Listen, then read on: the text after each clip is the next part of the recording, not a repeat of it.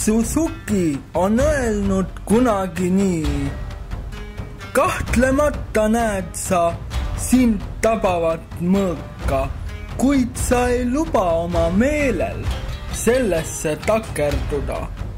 Omamata tema ohustava liikumise peale vasturünnaku kavatsust. Pea kalliks mis tahes mitte arvestatavaid mõtteid.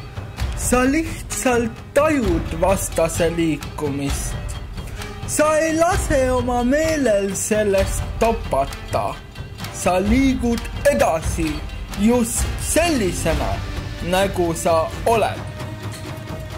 Mõõka tuleb käes hoida nagu lindu, mitte liiga kõvasti, et lind su peos puruks läheb, ega ka liiga õrnad, et see käest ära lendab. Mõõk on hingepliiats, millega sa joonistad ja kujundad oma hinges midagi erilist ja jäävat, mis aitab sul mis tahes elumuutustes vastu pidada. Mõõk õpetab inimestest lugu pidama, aga kohe kindlasti pole kõik inimesed lugupidamist väärt. Mis nendest inimestest saab, eks igaüks teist mõelge ise edasi. Mida pehmem liigutus, seda purustavam hoob, nagu valge lina pesunööril, mis rebeneb sujuvalt keskelt pooleks ilma igasuguse pingutuseta. Igalühel teist areneb mõõgaga välja just teile omane taktika ja käekiri, millest joondute kogu oma ülejäänud elu. Minu käest küsiti, kust ma leian endale kõige parema treeneri, kes õpetab mulle selgeks palju häid võtteid, millele võin igal ajal kindel olla.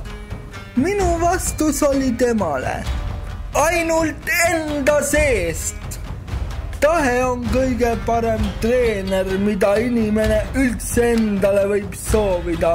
Ilma tahteta pole võimalik mitte ühelgi elualal häid tulemusi saavutada.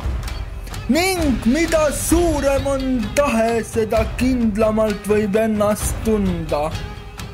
Mõõgatehnika võiks lisaks tavalisele vehkimisele ka sisaldada mitmesuguseid ringikujulisi liigutusi, poolringe ja täisringe, nii ühele poole kui ka teisele poole, et moodustuks igatepidi yin-yang süsteem.